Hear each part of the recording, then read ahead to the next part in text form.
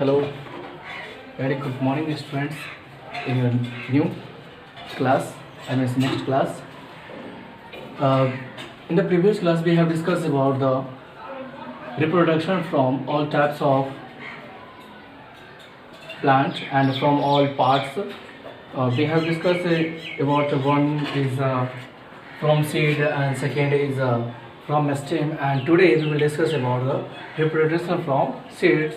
Reproduction from leaves. Okay, leaves, as you know that leaves means पत्ते. Okay, reproduction means पुनर्जन्म, मतलब फिर से उत्पादन करना, फिर से पैदा करना उसको.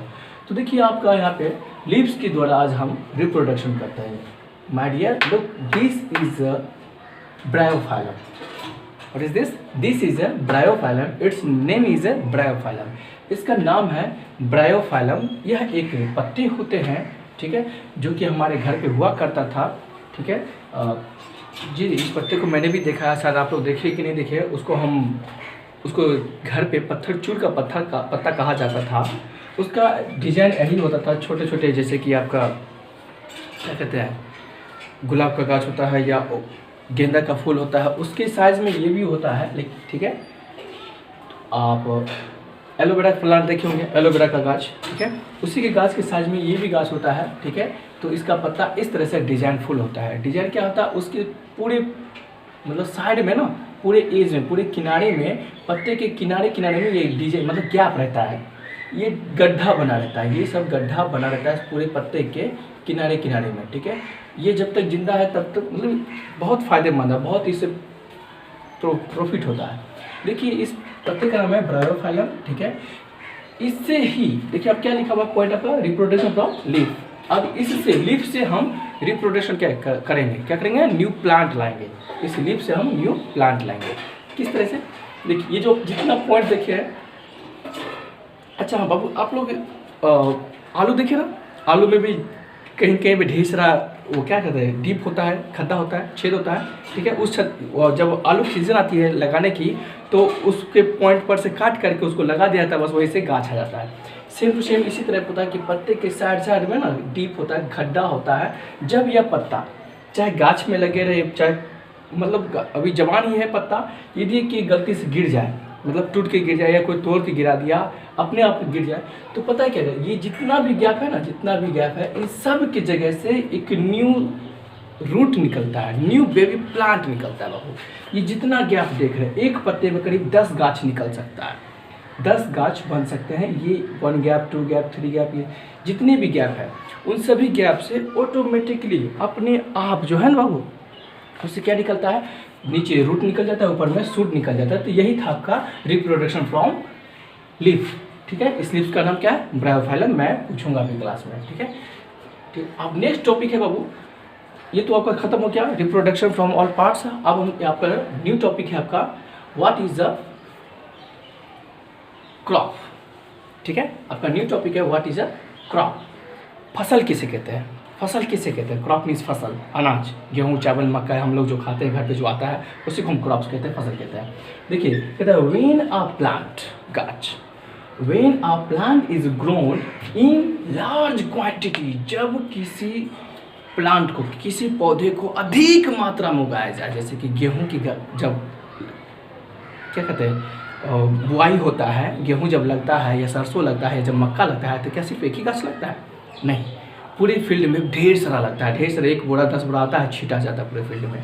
ठीक है, तो ही कह रहा है when A plant is grown in large quantity, large means अधिक मात्रा में, for a food, what for a food, जब उसको खाने के लिए, जब कोई पौधे को अधिक मात्रा में लगाया जाता है, उस पौधे से मिले हुए सामान को खाने के लिए, या फाइबर प्राप्त करने के लिए, या दवाई प्राप्त करने के लिए, या और भी चीज़ों को प्राप्त करने के लिए जब प्राप्त उसको लगाया जाता है, तो उसी के लगाने के चीज़ को हम क्या कहते हैं, उसी के प्लांट को क्रॉप कहेंगे.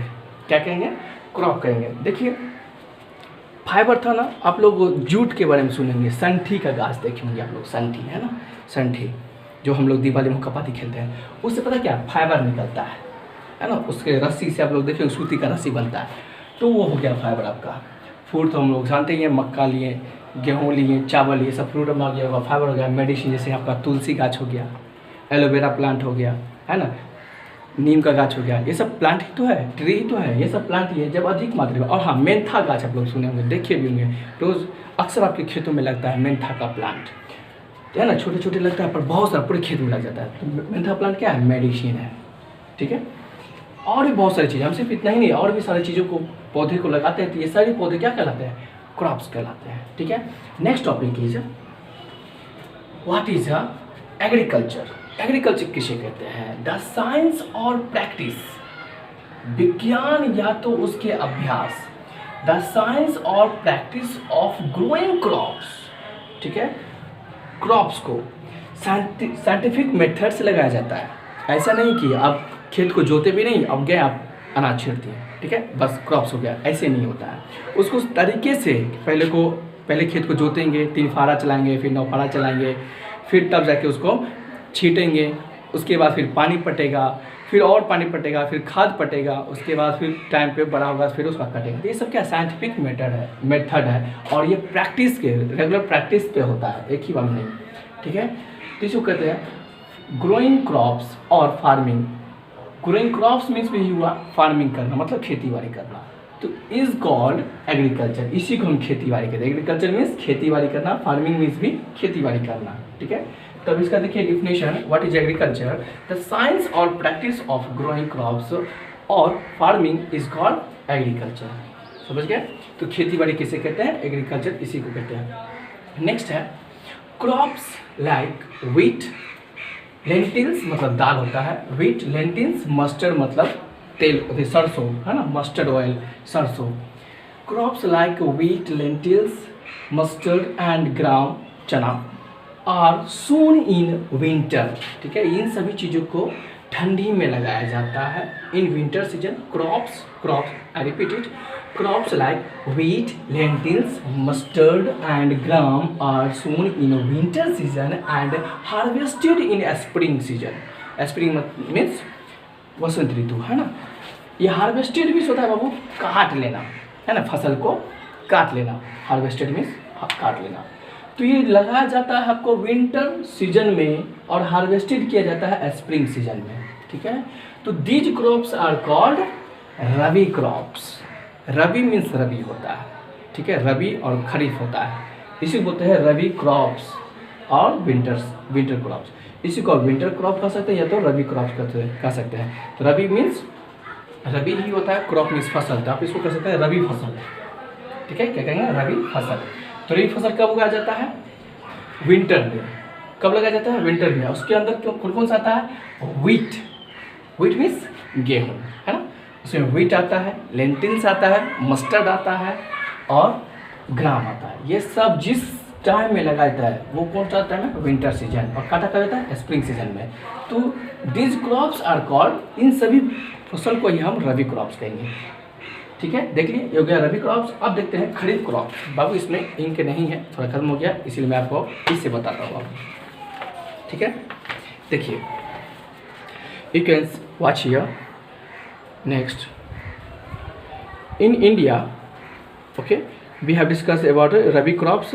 सो next, they are grown from November to April, ठीक है। In summer farmers grow crops like rice, maize, jawar and bajra. Such crops grown in summer or rainy season called kharif crops, उसी को बोलते हैं खरीफ फसल। तो रबी फसल आप ऊपर देख लिए, खरीफ फसल आप यहाँ देख लिए। अन्यथा इसमें आपको दिक्कत हो रहा है तो मैं आपको फ़ोटो खींच के भेज दिया हूँ, आप उससे भी देख सकते हैं, ठीक है। ये आपका फिर देखिए, इन summer farmers grow crops like rice, maize, jawar, bajra. Such crops grown in summer or rainy season are called खरीफ फसल।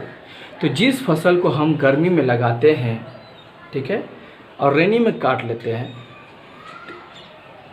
उसी को हम क्या कहेंगे, खरीफ फसल कहेंगे। They are grown from June to October. Kharif को कब लगाया जाता है, जून टू अक्टूबर के मंथ में, जून से लेके अक्टूबर के मंथ में लगाया जाता है, जो कि अब हमारा जून अक्टूबर आने वाला है, ठीक है। अब हम लोग देखेंगे different stages of agriculture. Agriculture means खेती बाड़ी करना, ठीक है, एग्रीकल्चर करना। The various stages of crop production are given below. हमारे वर्ल्ड में आई मीन्स हमारे इंडिया में बाबू क्रॉप प्रोडक्शन बहुत तरह से किया जाता है। देखिए अब हम देखते हैं एग्रीकल्चर किस किस तरह से आता है। पहला है ploughing, enrichment of soil, showing, irrigation, use of chemical, harvested and store, ठीक है। इतने प्रोसेस के बाद हमारे घर में फसल आता है। देखते हैं अब हम प्लोइंग क्या होता है। देखिए प्लोइंग मीन्स होता है हल चलाना। प्लोइंग मीन्स क्या होता है? हल चलाना, मतलब नौफारा चलाना, तिलफारा चलाना, ट्रैक्टर जो जोतता है खेत, है ना। देखिए द फील्ड इज प्लोड, मतलब मट्टी कोड़ा जाता है। The field is ploughed to let air get into the soil and to remove stone, pebbles etc before the seed are grown. देखिए हल क्यों चलाया जाता है, इसमें कह रहा है हल क्यों चलाया जाता है। हल चलाया जाता है आपको ताकि, मतलब तिलफारा नौफारा चलाया जाता है ताकि उस मिट्टी से जो है ना, उस मिट्टी में यदि कोई पत्थर है, कंकर है, तो वो निकल जाए, या तो ऊपर में जो है वो पलट जाए, ठीक है। इसीलिए हल को चलाया जाता है। और दूसरी बात है कि मिट्टी में एयर जाए, ठीक है। जब मिट्टी देखिए आप फसल कट जाती है ना, देखिए बहुत हार्ड रहता है, उसके अंदर में कोई उतना एयर नहीं रहता है। जब उसको जोता जाता है ना तो ढेर सारा ऑक्सीजन उसमें चला जाता है। इसीलिए आप अक्सर देखे होंगे कि जब भी आपके अंकल, पापा और दादाजी खेत जाते हैं, पानी पटाते हैं, साथ में आप भी जाते हैं, तो देखिए कि जब पानी चल रहा है ना तो अपने आप धरती से बुलबुला निकलता है ना। पानी आप पटा रहे हैं, खेतों में पानी भी पट रही है और अंदर से अपने आप बुलबुला निकल रहा है। बुलबुला आता कहाँ से है? वही आपका धरती के अंदर ऑक्सीजन होता है जो कि अपने आप वो बाहर निकलने लगती है, ठीक है। तो फर्स्ट एग्रीकल्चर में हम क्या करेंगे, फर्स्ट करेंगे हम प्लॉइंग करेंगे। नेक्स्ट है आपका इनरिचमेंट ऑफ सोयल।